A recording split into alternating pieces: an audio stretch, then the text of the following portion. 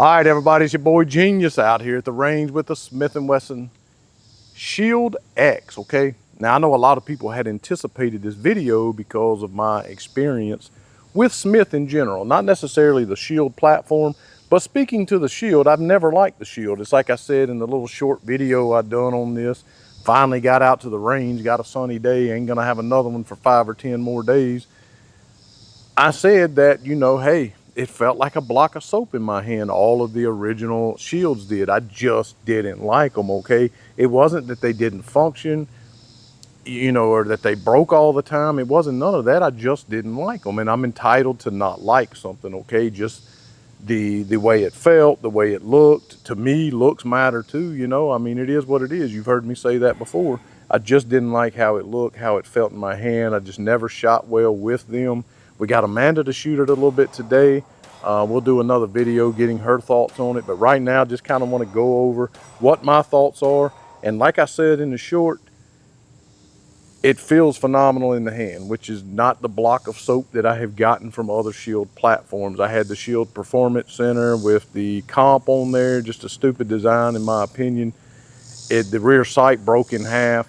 Still to this day, I have not received a rear sight that was applicable for that gun from Smith. They sent me the wrong sight. So just more QC stuff, right? They sent the wrong sight out for the gun. I ended up putting that sight on there. It was for an older Shield and made it work, and I sold the gun. I still to this day, even though they said they would send me the right sight, I haven't received it, okay? I've just had a plethora of QC issues with Smith, okay? Besides all of that, just before we get started talking about this and me shooting the gun, I want to invite you to know Jesus Christ as your Savior. If you don't know, please take care of that today. Today is a day of salvation. I have a video up describing how you can know for sure that you'll have a home in heaven if you were to pass today. Hit me up in the comment section at gsquaredtactical@gmail.com. I'd be happy to share the good news of the gospel of Jesus Christ with you.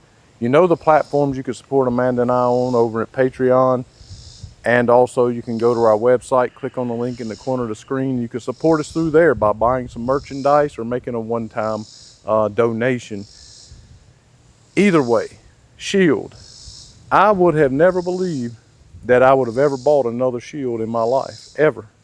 That's how much disdain I had for the platform in general. Again, not because of functioning issues, just didn't like the platform. And again, this is my channel, I'm entitled to that. With that being said, this gun feels absolutely phenomenal in the hand. It's literally like they took the Bodyguard 2.0 frame and they just blew it up. That's literally what it's like. And it feels phenomenal in the hand, just like the Bodyguard does. Up top, seems mostly the same. It does have a 2-slot light rail on this one, and this lower from the very tip here, all the way out to the tip, all the way back to here is textured and got a rough sandpaper type texture. It's not over the top. Amanda said she likes it more than the original. I will let her tell you in another video what she thinks about the ergos and the texturing on this one. But again, 13 rounds short. What you saw at the beginning of this video was 13 rounds short of 100. Have not had any issues, but as you can see, I still don't shoot as good with it as I do with, say, my CZ P10C or other platforms. I will say it did come with a 13 and a 15 round magazine. The 15 round magazine is kind of hard to load the last 2 or 3 rounds in the magazine. The 13 rounder is super easy to load. And for some reason or another, the 15 rounder seems to want to get like, it gets hangy, if you will. It's like it wants to hang up and not go into place, but it does seem to be getting better. So maybe it's just a break-in thing. It's not a big whoop, right? It will not fall free from the gun.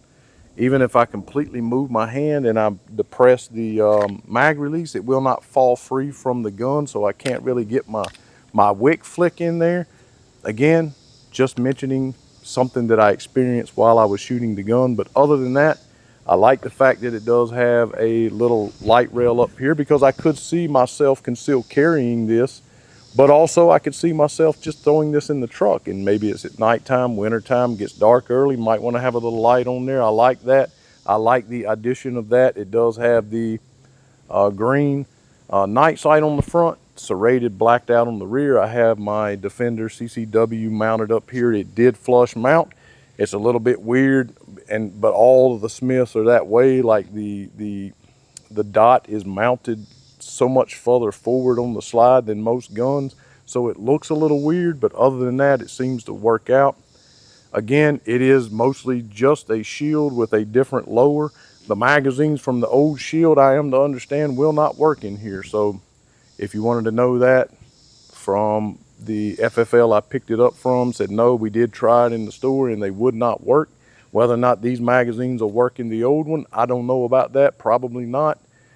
Let's speak to the trigger, okay? So you know I've always had beef with Smith & Wesson triggers in general, across the board. You know, their M&P lineup, all of their stuff. I've just had issues with their trigger, and I've just thought over the years, like, how arrogant of them, as many people as have complained about their trigger, just to never change it, to keep on making. They had the hinge trigger, which I preferred over the new 2.0 trigger, but I hated it as well. They finally listened to their customers and changed it, put a center blade safety in there, and in my opinion, just made it worse. Now, this trigger does have a decent amount of grit in the trigger, okay? However, I don't complain too much about grit, because what my experience has been, that if you have a gritty trigger, it's easy to fix. Number one, shouldn't have to, but it is easy to fix. And number two, it usually breaks in with time and it just gets better. FN would be one of the ones that would, you know, come to mind when I think about a gritty trigger that gets better with time. Just a bad trigger, actually, that gets way better with time on the FN. However, my beef was with all of the other ones, just that horrible, horrible reset, the grit, the break, everything about it. I said, you know, it's pretty bad. They make a 380, and a pocket size 380 has got a better trigger on it. Well, this is a very similar, if not same, trigger as what's in the Bodyguard 380. Again, just blowed up, okay? And although the trigger is not great in comparison to other Smiths, any Smith, pick one across the board, it is way better than most of them, okay? So, you know, you have, and I'm never good at doing this type of thing, but you have a decent amount of take up. It gets gritty right along in there, okay? It hits a wall, and it mostly breaks right there at the wall. It's actually not a bad break, okay? In that take up right before the wall, you do feel a great amount of grit, like sandpaper, okay? Again, that typically is something easy to fix, all right? Let's go with the reset here. I mean, it's not as audible as I would like it to be. Let me put it down here at the mic. But you can hear it, okay? Finally, a reset on a Smith & Wesson that I can hear, okay? But the biggest thing is that I can feel it. You know, we sat in this FFL that I frequent often the other day, and we laughed and scoffed at an M&P 2.0 that I had carry comp, and I'm consigning it in the man's shop, and some guy picked it up, and I didn't say a word, because obviously I want to sell my pistol, right? And him and another guy was scoffing at the trigger, laughing about it, okay? Only people on YouTube give me a hard time about saying it's got a bad trigger.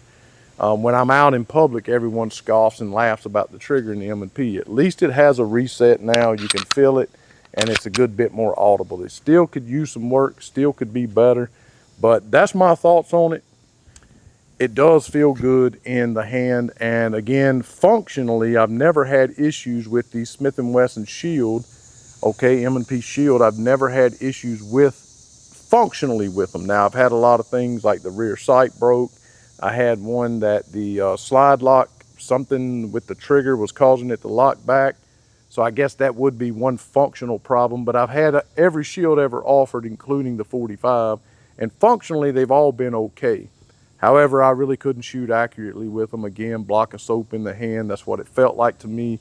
This thing actually feels amazing in the hand. Amazing like, you know, a CZ? No, not necessarily. But I'm, you know, pleasantly surprised with the gun, giving that, you know, I just haven't had a ton of success, and I don't really necessarily like or have never liked the Shield platform. I do actually like this one. I could actually see myself training with this and getting better, and possibly even carrying it. Not right now, still don't shoot as good with it as I do other platforms. And I'm going to put some more rounds through this, and maybe my opinion will change, good or bad, who knows. Again, I can manipulate the mag release without adjusting my grip on it. I really do like the texturing on the gun, serrated on the front of the trigger guard, nice large trigger guard like on most of them. You can get gloved hands in and out of there real easy. I like the takedown on it. Nothing on the gun is ambi. This one does have a manual thumb safety that is very difficult to manipulate, which is fine with me. I don't want it anyway. And I do occasionally ride the slide lock on this, as it does tactically stick off the gun quite a bit. You may or may not like that. And it does have memory pads. It is not ambi in any way, but it looks as though you can swap around the mag release. So I'm going to put these 13 rounds through there. And if they go off without a hitch, and that's 100 rounds through the M&P Shield X, a shield that I might actually end up liking and maybe even throwing in the truck. Who knows? My wife's shaking her head that I won't, but she don't know.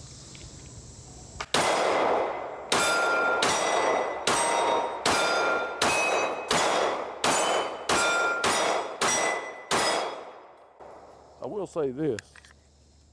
It has a tendency to lob rounds back at your face. Now, I don't recall that being, you know, a thing with the other Shield platforms or the M&Ps in general, but you know, I did catch a couple to the cranium. But either way, that's 100 rounds. Initial thoughts, I do actually like this Shield. It actually does feel great in the hand, especially with the extendo mag here. It really does. I could certainly see myself carrying this if it continues to function and I can get better with the gun. Thanks so much for watching.